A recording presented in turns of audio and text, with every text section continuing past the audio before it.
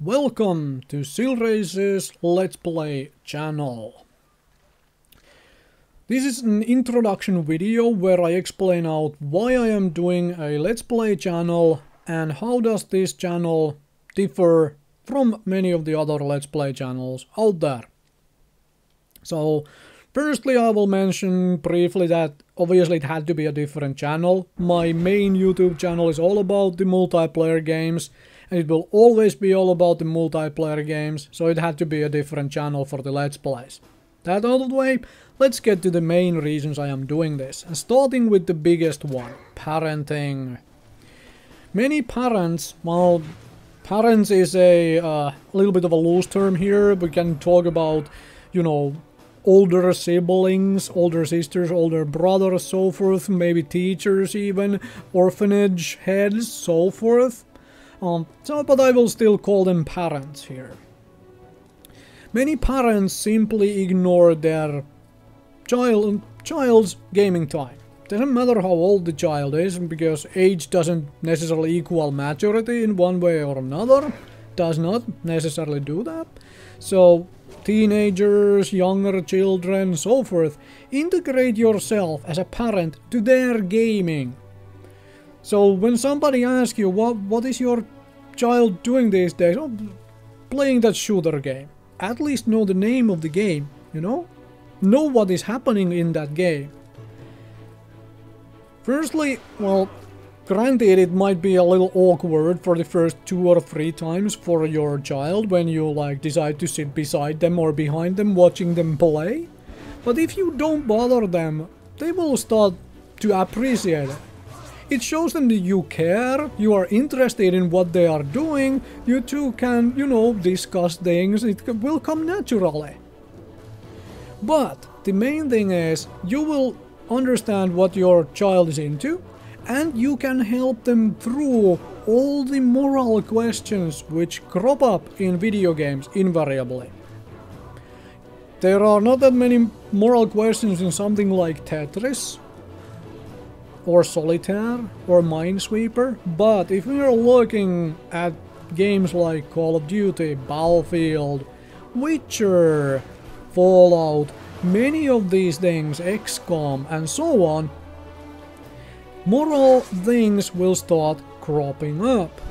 Moral questions which, well, depending on the age of the child in question, they might not even realize that it is a moral dilemma of some sort or another. And even though ESRB ratings are whatever they are and you're not supposed to buy games to children below this age, let's be realistic here and say that those are guidelines which will be bypassed by creative children. They will get their hands on games they are not necessarily supposed to have yet, and so forth, through friends, through having somebody else buy the game for them, whatever. I am realist on this matter, it will always happen. Same way children watch movies which they are not supposed to watch yet, and so forth.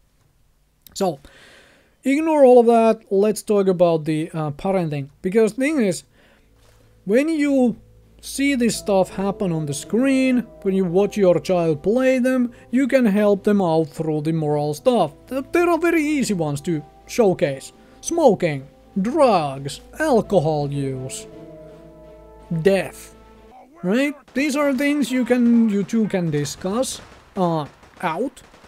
And if you cannot talk about drug use or smoking or alcohol with your child, then there might be something wrong with the relationship between you and your child already, and you might want to work on that, you know?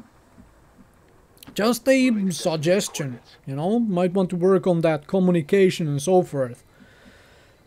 But the thing is, when you go through these things with your child, you comment on them in the game, you talk it through, so forth, it prepares them for when they encounter that situation in a real life, in the real world. They have already processed it in their mind, you have given them your values, your opinions on this particular thing, and that helps them process the situation in the real world. Because what you are doing is, you are experimenting with all of this stuff, alcohol, guns, so forth, in a fantasy world. It is a fictional game. It is the safest possible place to experiment with alcohol. Just because your character in a video game gets drunk does not mean you get drunk in the real world. At least not yet, that is. The technology hasn't advanced that far by the time of making this video. Anyway, jokes aside, there are many things in video games which, depending on their age and maturity, children might not even realize is a moral question. Racism, bigotry, all sorts of discrimination against, for example, religious groups, or so forth. And you can discuss all of this out while they play. It's like, is it okay to hate on that person in this game just because, you know, they are different? That is a question for you to answer, and for possibly you to ask as well of your child whenever you're watching the game. So this is what I wanna do. Every single Let's Play I do on this channel will include a parent information video right in the first video. What you can expect from this game, what you will see, what will your kids see when they play it, and what kind of things you might want to look out for and maybe talk through with your child on this particular game. And also what sort of things your child can learn from playing that game, because many children learn a whole lot of things by playing video games of various kinds. Now let's move on from the parenting to the other couple reasons. First one is I will be playing, to start with, every single game on the easiest possible difficulty setting. This is to combat that stigma which happens online in basically the community of basically every single game out there which has a difficulty setting. If you play on easy difficulty settings, well, often enough your opinions are completely invalid and people, you know, belittle you for that and so forth. I want to combat that. I'm gonna make Let's Plays of playing on the easiest difficulty setting. I might increase the difficulty setting at one point or another, or do an entirely different Let's Play on a higher difficulty setting later on. But for starters, it will be on the easiest possible difficulty setting. Alright? So I want to combat the stigma of, you know, your opinion is invalid because you don't play on the hardest difficulty setting. I hope you can understand that. Yeah. Right.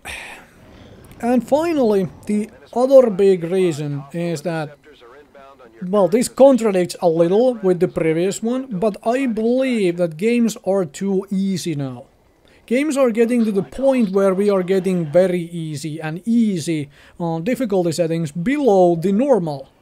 I believe that the normal should be the standard we have, and then there should be difficulty settings above it, not below it.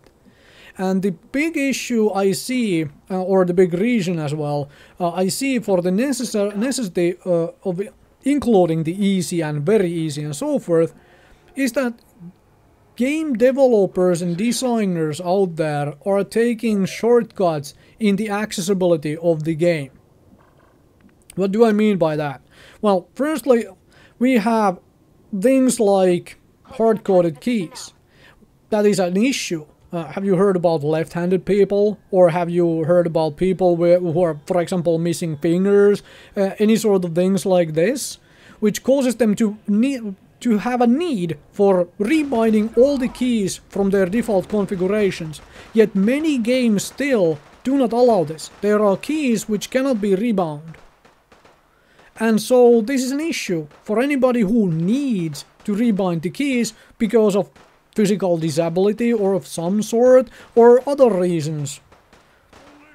And that's a problem, right?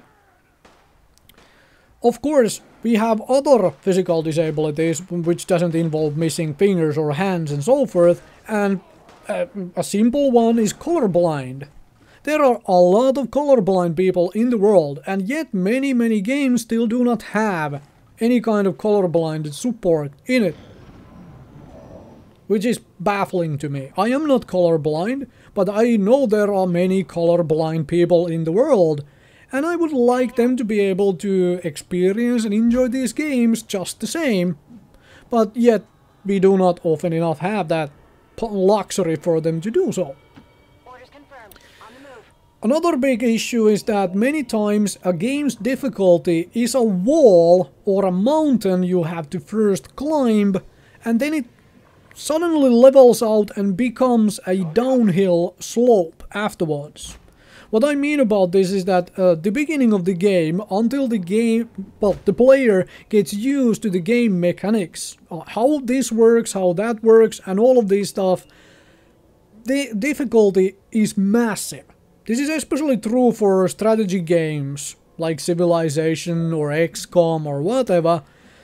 That's how it works. You have this massive wall, and then suddenly once you have figured everything out, much of the challenge is lost, and the difficulty is actually very level and even sometimes a downward slope, as you learn to take advantage of every single mechanic. And this comes down to mechanics not being explained very well to the player. In many strategy games, for example, players have access to game mechanics which they don't know they have access to. And this is a big issue. I would like the difficulty to be a gradually increasing slope to start, and then level out, and then possibly become that downwards slope, downhill. Instead of it being a massive mountain you have to first climb, to have it level up, and then, you know, maybe become a vertical drop once you realize, oh, this is how I beat this game. So I want to give developers and designers lots and lots of advice. How to do their games in such a way that they are more accessible. The difficulty needs not to be lowered, but how to make it so that the difficulty is a gradual slope. You introduce mechanic to a mechanic to a mechanic over time to the player, and slowly make it more complex within, let's say, the first hour. Instead of trying to cram everything into a 10-minute mandatory tutorial at the start, and then expect the player to remember and know everything. This is just how I feel about it, and this is how I'm going to make my channel go. Thank you very much for watching and listening. Hopefully you will enjoy the content, and remember, there will be the parenting info bit at the beginning of every single Let's Play. Thank you very much for watching.